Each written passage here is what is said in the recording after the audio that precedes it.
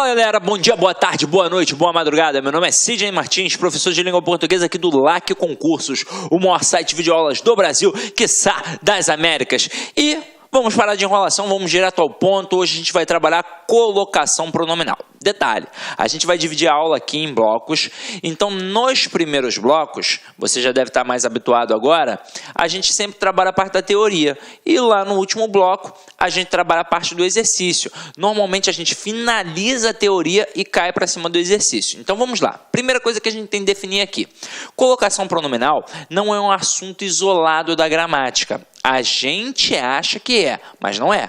É um mistão de transitividade verbal e coesão textual. Então, a gente deve dominar aquele processo de transitividade. Eu devo entender o que é um verbo transitivo direto, o que é um verbo transitivo indireto. Tenho de entender tudo isso. Sem contar que eu tenho de entender que aquele pronome, ele serve para fazer uma coesão, que tem como base evitar a repetição. Então, o intuito dele é fazer uma coesão referencial. Então, estes pronomes têm por critério evitar a repetição de um substantivo. Agora, quando a gente trabalha o assunto e quando o cara cobra na prova, ele cobra em cima de um aspecto de colocação do pronome em cima daquele verbo ali, beleza? E aí a gente sabe que nós vamos trabalhar os pronomes pessoais oblíquos átonos. Então acompanha aqui comigo quem são eles. Metece, nos, vos, o, alê, os, as, leis. Como todos os outros monossílabos átonos, apoiam-se na tonicidade de alguma palavra próxima. Assim, esses pronomes podem ocupar três posições na oração: antes do verbo, no meio do verbo e depois do verbo. Quando estiver antes do verbo, a gente vai chamar de próclise. Quando estiver no meio do verbo, a gente vai chamar de mesóclise. E quando estiver depois do verbo, a gente vai chamar de enclise, meu parceiro. Então vamos lá. Antes de cair para dentro e mostrar tudo, eu quero mostrar uma parada diferenciada. Eu poderia deixar para falar lá no final, mas eu vou falar logo no início. Daqueles pronomes que a gente tem ali, metece, nos, vos, o, alê, os, as, leis, os que mais caem, sem sombra de dúvidas, são o e o lê. E tem um motivo muito bom para a gente, por sinal. Eles sempre têm a mesma função sintática quando atrelados ao verbo. Então, olha só, o, ele funciona como objeto direto. E o lê, ele funciona como um objeto indireto. Agora, você já estudou isso comigo.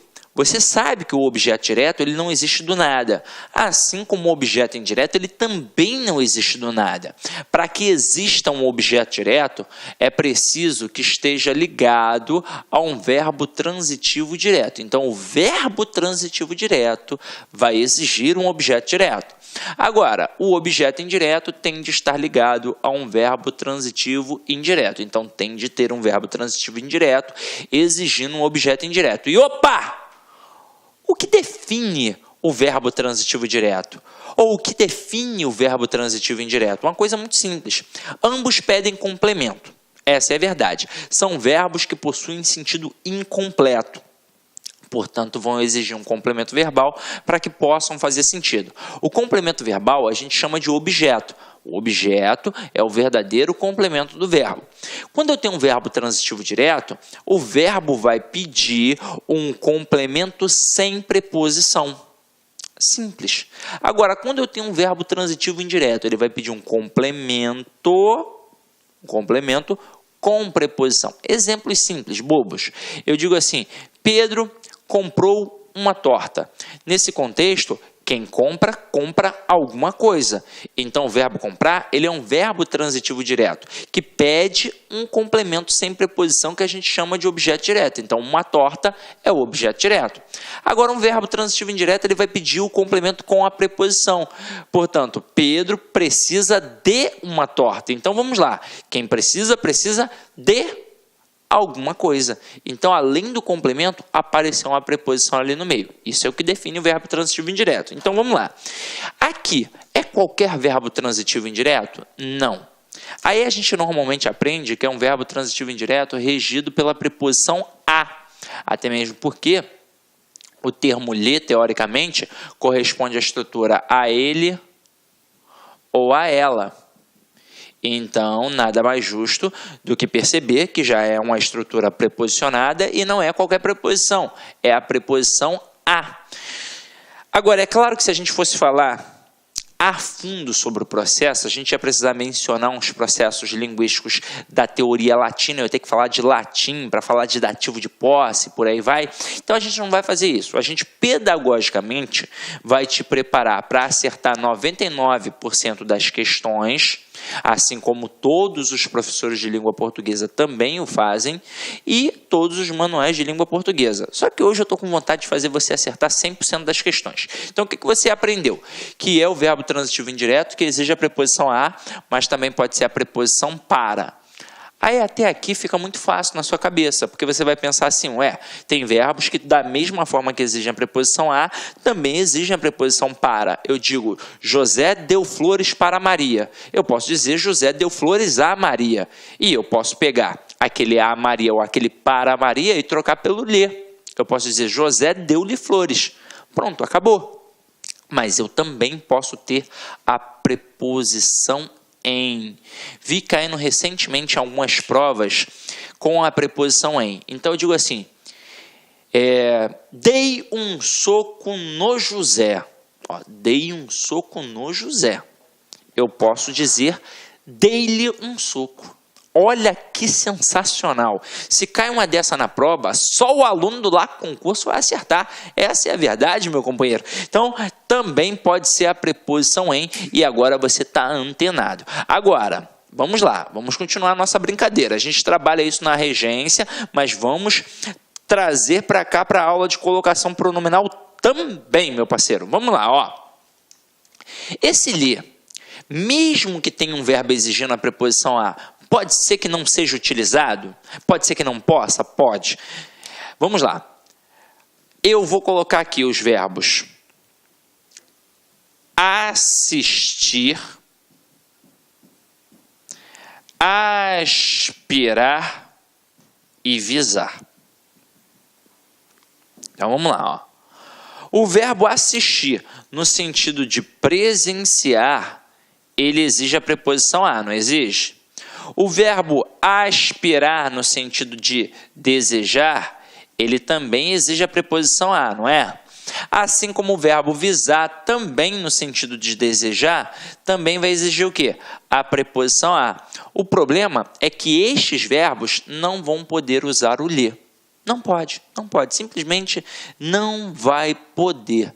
Então eu digo assim, assistir ao filme, não dá para eu colocar assisto-lhe.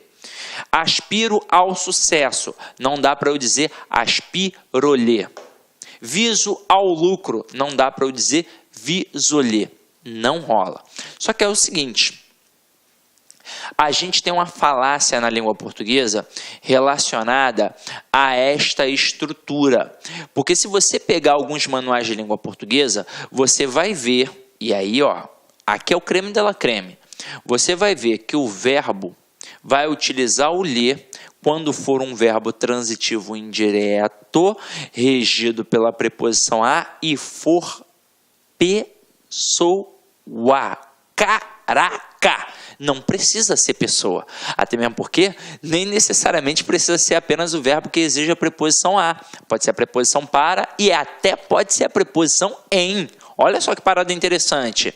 E aí, durante muito tempo, disseram que também tinha que ser pessoa. Em alguns blogs de língua portuguesa, em algumas gramáticas para concurso de língua portuguesa.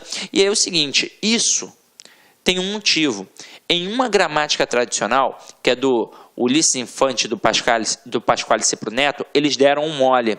O pensamento foi inteligente. Por quê? Porque o cara pensou assim, se não pode usar com assistir no sentido de presenciar, mas pode usar com assistir no sentido de pertencer, quando o camarada diz, por exemplo, assim, isto é um direito que lhe assiste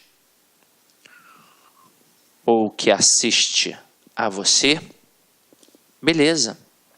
Aí o cara pensa assim, aqui no sentido de pertencer, eu posso usar o lê? Então, eu não posso usar o lê no sentido de presenciar, no sentido de pertencer aqui, eu estou trabalhando com uma pessoa. No sentido de presencial, eu estou trabalhando com uma coisa. Ah, então só pode quando for pessoa. Não, pode quando for coisa também, meu companheiro. Agora, isso é mais antigo do que a língua portuguesa. E aí a gente vai desconfigurar essa falácia que tem.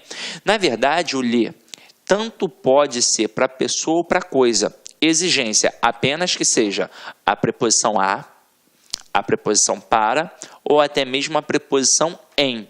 Agora, por que não pode então ser utilizado nestes verbos aqui? Isso é antigo, isso é lá da época do latim.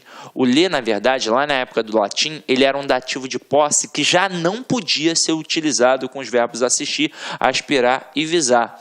O verbo assistir, é claro, no sentido de presenciar, o aspirar no sentido de desejar e o visar no sentido também de desejar. Mesmo que eles peçam, exijam a preposição a, não dá para colocar o lê com eles, ok? Matamos aí. Aí você vai pensar, caraca, é muita coisa!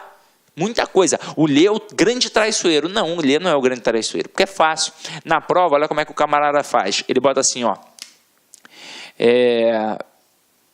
Botar com a canetinha preta, que aí você enxerga melhor. Ó.